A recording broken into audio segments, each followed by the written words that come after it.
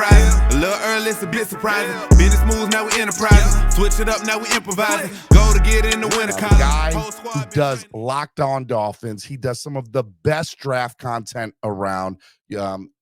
In fact, there's nobody better in the Miami Dolphins community, in my opinion, and that's no disrespect to anybody else, who covers the draft better than this man that we're about to bring on. Ladies and gentlemen, without further ado, Mr. Kyle Krabs. What's up, Kyle?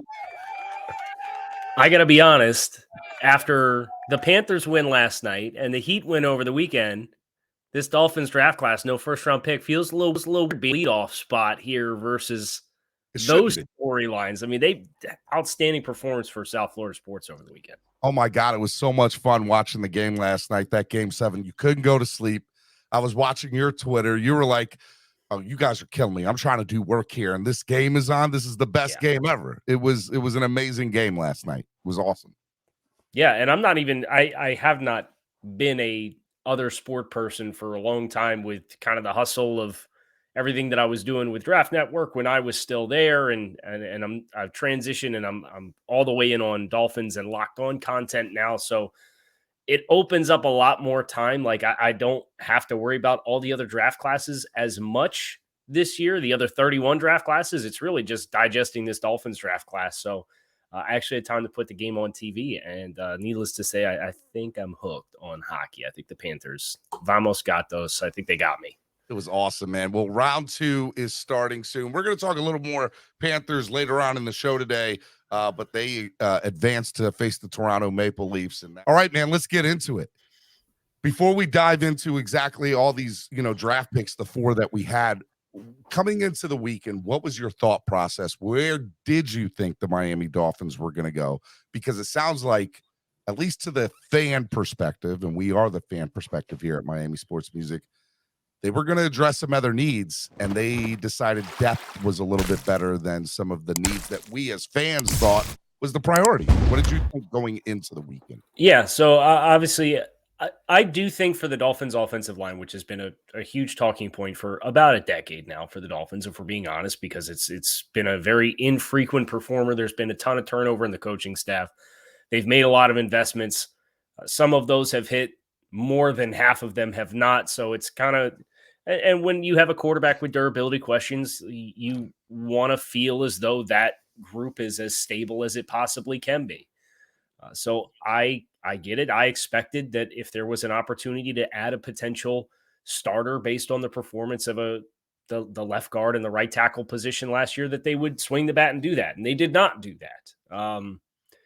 I think as I'm digesting the decision-making process, I do look at what is available in free agency. I do think there are some key players to watch. There's obviously Byron Jones, $10 million in salary cap space that's freeing up on June 1st, which gives you the ability to get back into the pool. And then there's, this defensive back group now, especially after the addition of Cam Smith, you have like 9 rosterable NFL corners. And you're not going to carry 9 rosterable NFL corners. And I'm looking at Noah Igbenogany, and not all of his salary this year is guaranteed. So there's potential to save money if you transition away there. There's potential to save on Keon Crossan, who's obviously a really valuable special teams player, but like you've got a lot of depth back there now, and you've got some additional dollar moves. And then Cedric Wilson, can you get a trade partner for Cedric Wilson? If you moved on from Igbenogany, Keon Crossan, you cut those 2 guys, and then you find a trade partner for Cedric Wilson, you'd open up like another $12 million in cap space. So as I am sitting down, really working through, okay, they went a certain direction. They zagged when we thought they would zig. They're going to have opportunities, but then they have to actually do it. And I just kind of go back to my process coming into this offseason or the first wave of free agency was, okay, you didn't make a move. That's fine, but you have to make a move before like August 1st when you start camp. So I'm just kind of waiting to see what swing of the bat that they're going to choose to take up front, because it does need to be addressed. And I'd be highly disappointed if it wasn't. I know a lot of Dolphins fans are highly disappointed that wasn't over the weekend, but they did get some good football players who I think in time are going to be meaningful players for this team. Well, let's talk about those football players, and then we'll get into, what the second wave of free agency kind of looks like. Let's start with the second round pick, number 51, Cam Smith, cornerback of South Carolina. Cam was rated probably top 3 corner in the draft, maybe top 5 corner in the draft. It was not a pick that we thought the Dolphins would go because, look, before going into the draft, I would have told you, and I think you would have agreed, they were debatably, arguably, the best secondary in the NFL on paper. And so to add somebody of Cam Smith's caliber or depth to a position that we already have on paper, in my opinion, really, really great. And you even just said it. There's no way we're keeping, 8 or 9 caliber starter, caliber NFL. Whether they're starters, they're going to be all of them can play a lot of playing time, and Cam obviously coming from the SEC playing at South Carolina. Look, he's a good pick as far as the player's concerned, but was he a good pick for the Dolphins? That's the question. Well, I think the question here, I think there's 2 pathways for meaningful playing time for Cam Smith early on. The first is in the event that one of your aging corners, I'm looking specifically at Xavier Howard, who had to play through the 2 groin injuries last year for the vast majority of the season. I think he said that happened in week 3. Well, he's getting close to 30 years old. He's been a player who's missed some time in the past. He's been healthy or been available, I should say, the last 3 seasons or so for the Dolphins. And it's been nice to see him be more consistent with his health and availability. But if he starts to slow down or if he gets banged up, you have a player that you feel comfortable playing on the inside or playing on the outside. I just watched the Tennessee game last night for Cam Smith, and Tennessee runs this big spread offense that spaces and stretches the field. And you're seeing him play kind of a pseudo safety nickel hybrid type player. And then you're watching 2021 tape and he's much more prevalent on the outside. So I think the versatility there gives you somebody that you can plug in on the outside.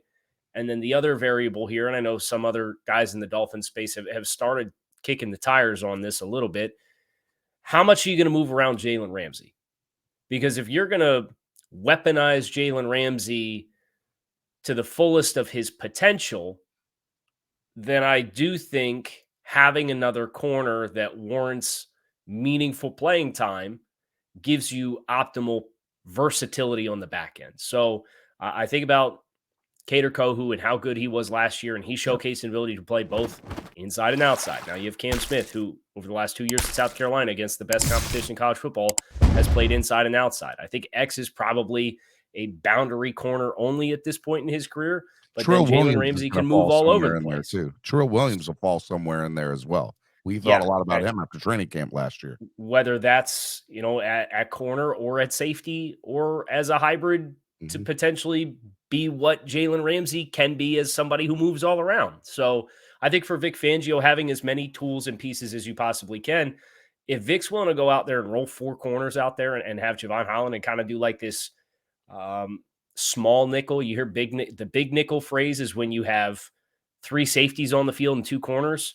Traditional nickel is when you have 3 corners and 2 safeties. Well, how about 4 corners and 1 safety? When one of those corners is Jalen Ramsey, Javon can seek and destroy having 4 corners on the field. By the way, 4 high caliber corners on the field, right? So, I mean, was this a Vic Fangio pick? Do you believe that it was? I feel like there was probably some input from Vic, and I certainly see the overlap between what Fangio corners have been asked to do and what Cam Smith has done successfully at South Carolina. So it makes sense. Yeah. Cam Smith, the player, great talent, great pick at 51, right?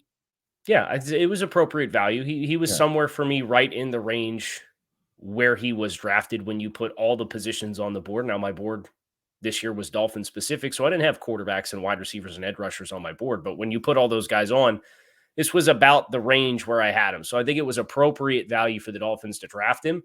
And do you like the pick as Mr. Locked On Dolphins you are? Do you like the pick? I like the player. It would not have been the selection that I would have made because my attention would have been in the same places where a lot of other Dolphins fans' attention was, whether that was tight end. And obviously there's medicals with Darnell Washington that caused him to fall almost out of the first 2 days of the draft altogether. So If that was a disqualifier, like, okay, I get it. I don't have the medical information, so I can't speak intelligently to that. But I think John Michael Schmitz would have been an interesting pick as a guard, I center, wanted him possible so player, bad, but and he went 6 picks Minnesota. afterwards to the Giants. So I wanted him so bad. He was probably the pick that I couldn't believe that was there. That I was like, he's there for the taking. Go get him. He's the best center / guard in the draft, or arguably, debatably, Steve Avila probably there too. But it was like, his value is there at 51. Go get him. And when Cam Smith was picked, I have to admit, I scratched my head. Now, Darnell Washington, that was somebody that was there at 2, kept falling. So come round 3, I'm thinking, okay, Darnell Washington's there. He's essentially probably one of the best blocking tight ends in the draft. The Dolphins need to go after a blocking tight end because they're not necessarily looking for a playmaker. Why not that be the pick? Well, the Dolphins decided to go with, you guessed it, speed, because Mike McDaniel goes speed everywhere. And they got Devon Achane, from the running back from Texas A&M, with the 84th overall pick in the 3rd round. Kyle, what did you think of this pick? So I think the player himself is pretty exciting. Obviously, with the sprinter's background that he has, the home run hitting ability that's there, you understand why this is a pick that appealed to Mike McDaniel. And he's a player who is capable in the passing game of being involved as a receiver. I don't think he's going to move the needle for you, or you should ever be leaving him in at this early juncture of his career in pass protection in the running back position to block from the backfield. But you can release him off into routes, and you can kind of get him into space underneath and have him as a viable check down option that can create big plays. All that was missing last year, I thought, from the backs, other than a handful of plays when Tua got off his platform and was able to throw to Raheem Mostert. So, okay, I see why there's an appeal here for the player. The blockade that I have, or the concern that I have with the player, Achane is one of like 20-something running backs since the turn of the century to come to the NFL Combine and be under 190 pounds. He was 188 pounds at the NFL Combine. Ran 4.32, blazing fast. Great. The number of players at the running back position at that size who have come in and been successful NFL players since the turn of the century, there's like 2. Barry And Sanders. it's Darren Sproles. Since 1999, which is 20, almost 25 years. Okay. Yeah, The can't even 2 count backs Barry. to come through the combine since 1999 who have been what you would define as good players are Tariq Cohen and Darren Sproles. And both those guys were drafted in the 4th round. You don't have a 4th round pick, so you got to draft them there. Okay, great. It's just, and neither one of those guys ever carried the ball. And Cohen's already out of the league, and he was drafted in like 2017. So it's just the concern of how much of a work volume can you give him, or are you asking on his presence to be a catalyst for further spacing issues for defenses to create bigger plays with other players touching the ball? I don't have the answer. Obviously, Mike McDaniel really liked the pick. It sounded like he was really enamored with the player. He was I very think Mike's earned our excited. trust in that regard, but it's just betting on an outlier a little bit when you draft him that high.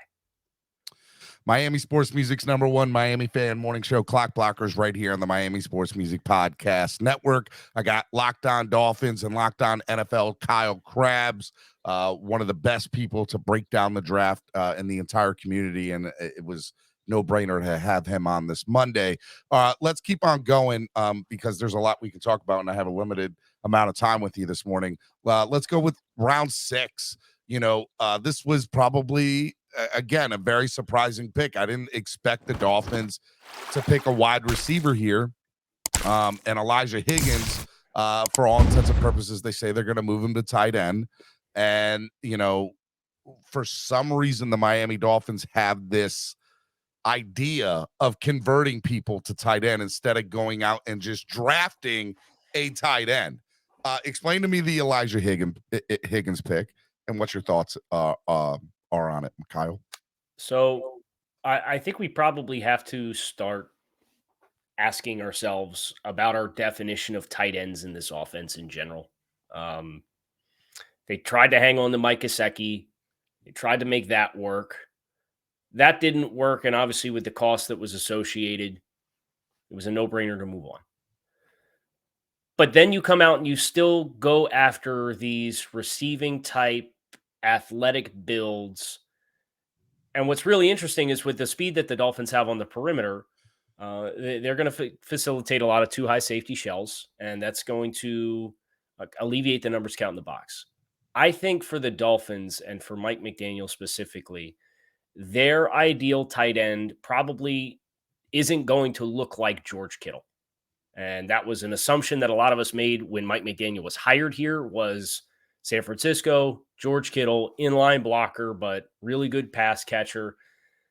I think their ideal mold, their prototype is probably more of a flex tight end than what we probably anticipated. And case in point, they had a lot of success running to the formational weak side last year as far as yards per carry and productivity in the running game, as compared to running to the same side as wherever your tight end is that has his hand in the dirt. So for Higgins as a wide receiver, there's two areas that I think he kicks butt in. I think he's a really good perimeter blocker. So you think about screen games, RPOs, being the point man on those, being able to handle somebody who's pressed up on the line of scrimmage and create room. I think that's an area where he could probably contribute fairly quickly for the Dolphins because their perimeter Which blocking. we were looking for from Gesicki for years, or all the time last year. I say years, but all the time last year, and probably why he didn't get as many snaps. So Elijah Higgins, according to this little viewpoint, I know you said you had two, and you'll get to the second one here in a minute, but he could see a lot of he could see a lot of snaps just from a blocking standpoint, especially in this type of offense. Yeah. So this is a supersized Trent Sherfield, right? And the question is that supposed to be what you were going to get from Eric Ezukama? Maybe. I think Ezukama was a little bit more of a vertical receiver as compared to a banger in the box at Texas Tech. So, okay, Ezukama is now competing with Chosen Anderson for a specific role in the wide receiver room. I think this player, Elijah Higgins, as a hybrid type player, blocking in space against corners and safeties and then cracking down on linebackers was, I thought, where he was really good. And then he wins in the same area of the field that Mike Gesicki does, which is getting vertical up the seam, getting behind the linebackers pretty quickly, high pointing the football. Stanford threw some fades to him in the red zone. So I think there's some parallels with where Mike was the most impactful player. He's obviously not as tall, but I don't necessarily think that's a bad thing because I think at times Mike's height and how high-hipped he was kind of betrayed him when trying to play in space and be a fluid athlete in space. And he's more physical. He's more dense as a player. So I'm not saying he's better than Mike Gesicki, certainly not at this stage in his career. He's going to have to continue to develop as a route runner and get used to NFL competition, but I could see a niche role for Elijah Higgins on this roster pretty quickly. I think Elijah Higgins is somebody that's very interesting as a 6th round pick because the type of player that he is and the type of player that the Miami Dolphins are looking for, they're looking for him to maybe make an impact as soon as he gets into training camp. And the reality of the situation is how many 6th rounders develop that quickly into an impactful player. And you're asking him to also change positions off to what he's comfortable in. And for some reason, the Dolphins have this in their mind. There's a lot we can go into and discuss, but let's go into the last pick, which is in the 7th round.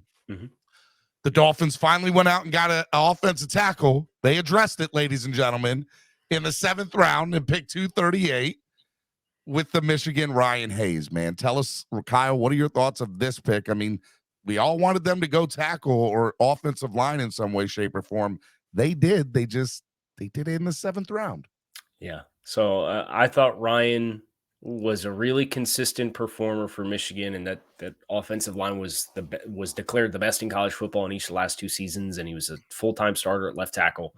He's a little lean. I think he's probably going to have to add some mass, add some anchor. He's like a former tight end throughout the course of his football playing career who has just gotten bigger and bigger and bigger and bigger. I think he's going to need to add a little bit of additional weight. He's not the longest player either from an arm length and a reach perspective. I thought he got outreached on a number of occasions. You watch him against Ohio State where they have a future first-round pick next year, number 44. I can't remember his name off the top of my head, and I also couldn't pronounce it even if I could remember, but I know his first name's JT. And then they had Zach Harrison, who was a day 2 pick and has like 35-inch arms on the edge for Ohio State, who's a former 5-star recruit. And you saw him conceding his chest a little bit versus those guys because he's got 32-inch arms. So He moves really well. I think he's very fluid. I think he gets good movement in the run game when his feet are able to stay engaged and keep moving. But I think he's a better run blocker than a pass protector right now. I'm wondering, he kind of profiles comparably to Liam Eichenberg as far as a build perspective. That's what scares me a little bit. So I don't know that he's a tackle. I feel like he might be a utility swing. Look, if he ends up being Jesse Davis for you, it's a great addition, right? And I know everybody cringes at the name of Jesse Davis, but everybody cringes at the name of Jesse Davis because the guy was never a starter, and we insisted on making him a starter for 3 years when he had no business being a starter. But if he's a utility player that you could plug in at 4 spots along the offensive line and is your 6th or 7th offensive lineman in time, great. I don't think he makes the roster this year, but he's probably somebody who sits on the practice squad this year. You hope he adds some muscle mass to his frame, can kind of bulk up and then take advantage of that positional flexibility, and he retains some of his functional athleticism. All right, let's get into overall. What did you give the draft? What grade did you give the Miami Dolphins draft-wise? And when you consider what they had, what they didn't have, first-round pick, when you consider the veterans that they brought in, this is probably a B minus effort. They got good. I think they got appropriate value with every pick that they had. You just wish that they had more picks, and it's not the creative direction that I personally would have gone. So I can't sit here and say, yeah, I'm over the moon with it, but I also wasn't in the room for the conversation, and I'm externally applying what my evaluation is of what the team needs versus what they know the direction that they want to go as a football team is schematically. So in trying to fill in the blanks, I don't want to be too hard on it, but I'm also not doing backflips down my driveway here over the moon about the draft class either. I would, if you're asking me, I would go C. I would go C plus is the best I can go, and here's a couple of reasons why, Kyle. Number one, we lost the first round draft pick because of Stephen Ross's tampering charges. That automatically gets you almost a letter grade down. Number two, you traded away assets last year for Bradley Chubb that you could have had an additional second round pick this year. And I'm not saying that Bradley Chubb is a bad pick or is going to be a bad acquisition. I don't know. Was there value there? Maybe we would have gotten the tight end we maybe wanted in the second round. Maybe Darnell Washington could have been that pick that we had with that second round pick. So, you know, and then the necessity, the needs that we needed, and not addressing it with high value players or the best available player at those positions when you were picking. And so there's a lot of things I scratch my head on. Do I like Cam Smith? Do I like Devon Achane? Yes.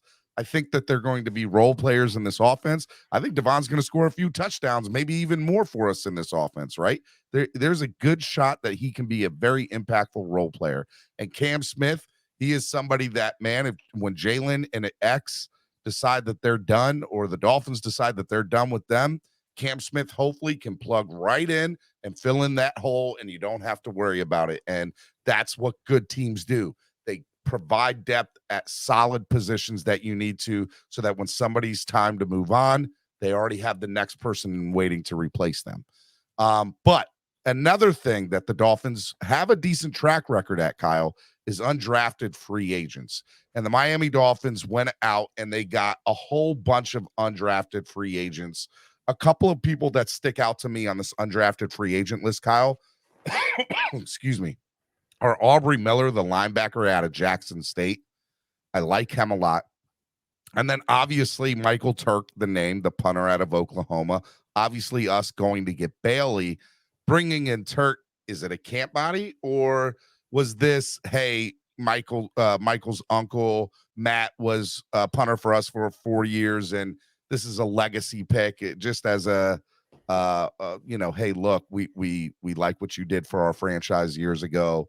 Let's bring in Michael, give him a shot on an NFL field, maybe even a preseason game or two to see what he has. But ultimately, he probably won't compete with Bailey. And then another couple of positions that really stick out to me are Jarrett Hurst, Michigan State's offensive lineman, and then Zeke Vandenberg, the linebacker from Illinois State, who had a really good college career and fits the mold of what a linebacker could be in a Vic Fangio system. Explain to me maybe some of these names are people for you that stick out. Yeah, I think you got most of the ones that really pop to me. Aubrey Miller, Saw him down at the Senior Bowl. Very, very physical player. I think the Dolphins right now only have 4 off-ball linebackers under contract. Andrew Van Ginkel can do some of that, but just your traditional stack off-ball linebackers is David Long, Jerome Baker, Channing Tindall, the third-round pick from last year, and Duke Riley, who they brought back. So I think there's probably an open roster spot on the 53 for somebody who plays stack off-ball linebacker, unless they're really going to go heavy into DBs and safeties and keep a bunch of safeties as well, which they may with how important they are in this Fangio defense. But I think there's an opportunity there. Jared Horst is another one for me. I know you mentioned he was I believe the first overall pick in the USFL draft a couple weeks ago. Yep. So there's some buzz there about the physicality that he brings to the table. And then the other name that kind of pops to me is the defensive tackle from USC, Brandon Peely. There's a very big need for a backup for Raekwon Davis on this defensive front. And I think when you look who the Dolphins do and don't have under roster, behind him as A-gap defenders, it's not a lot of players that you would generally perceive to be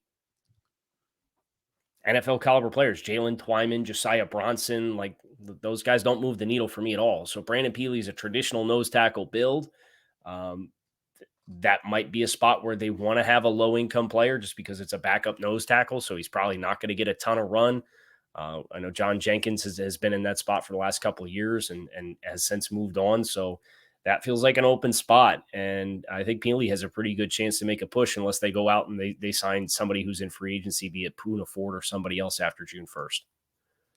Look, I think when it's all said and done, we didn't think Kader Kahu would make a difference on this roster at the beginning of training camp. So you never know. And the Dolphins do have a track record of having undrafted free agents make significant impacts on this roster. Even like Robert Jones and Nick Needham the last 3 years as well. Like they've it feels like they hit 1 year that ends up being a really good NFL player.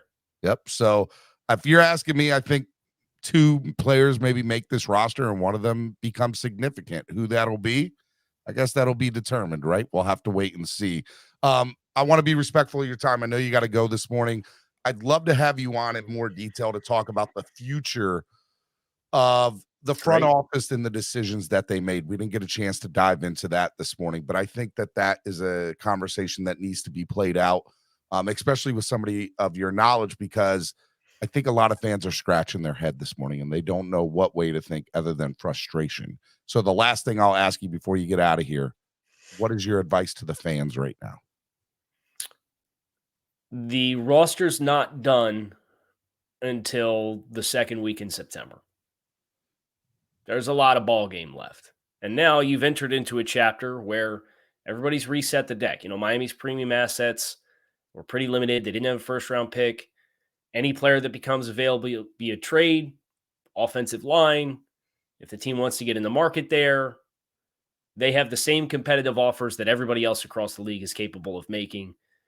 They're going to have significant salary cap space that opens back up. They could extend Christian Wilkins. They can move on from Cedric Wilson. We mentioned Keon Crossan and Noah Igbenogany. You get $10 million in cap space when Byron Jones is formally released on June 1st. There's a lot of things that can still happen. And there's still a number of starting caliber players in the trenches. I look at Cam Fleming, who they brought in, who played for the Dolphins offensive line coach, Butch Berry, played for him last year in Denver. Yep. Is out there. Poona Ford at defensive tackle is out there. There's players. Some of these Lewan. players probably Taylor have an Lewan. eye on what they want to do and where they want to go. But financially speaking, it's not feasible for the Dolphins to sign these guys right now. So we're playing the waiting game for the next 30 days. And that's when the next wave of free agency starts for all teams across the league. They're not done yet. So if you're a little uneasy, let's see what happens in June before we freak out. I agree. What do you got coming up, Kyle? What do you got coming up as far as coverage or content with Locked On NFL and Locked On Dolphins or anything else that you're affiliated with? Yeah, so Locked On Dolphins this week is going to be working through the undrafted free agent class and doing film studies on them. We did all the draft picks, but now we have a bunch of names that were FCS players and small school players and generally perceived to not be draftable players that we have to familiarize ourselves with. And looking at the state of this 53-man roster forecast after all the influx of talent that the Dolphins had. I mean, it's like 24 players, 24 players have been added to the mix over the last 72 hours or so. So just kind of really diving into the fallout there. And then over at Locked On NFL Scouting, it's a look at the draft classes across the league from a big picture perspective and who did well and who we need to see more from with those guys getting on the field before we can say confidently what we think of their classes or not. Kyle, thank you so much for coming on the show today and taking time to come on with me. I love having you on. Definitely want you on more often, and we'll definitely get you on here again in the future. Thanks again for coming on, Kyle. Absolutely, Steven. Have a good one, all right? You too, man. All right.